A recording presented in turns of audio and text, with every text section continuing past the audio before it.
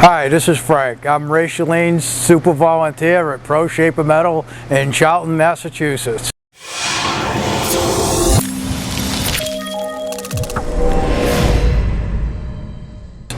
And Ray has had me building this English wheel for about 2 months now, and his plan is for me to build 10 of them by September. I told Ray not to get his expectations too high. We do go at it from time to time, but it's all good. It's fun to work here and go over ideas with Ray, innovations, and different things like that.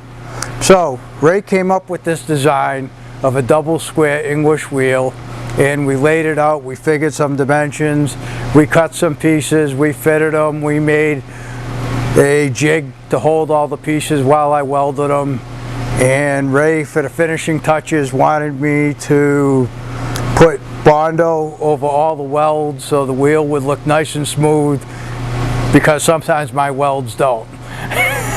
And so all week long I've been doing this. The flat parts aren't bad, but when you get inside the triangles and trying to sand in there and stuff, it takes time, and filling in all the little pits and stuff. So we have the English wheel here, we have the legs here, which is just about done.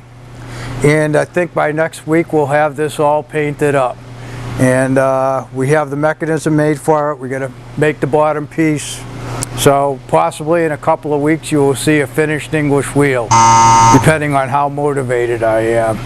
The designs are online at proshaper.com.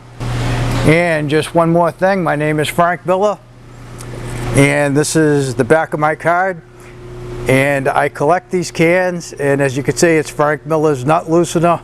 And yes, I do have that can, along with Frank Miller's all rubber patch repair kit.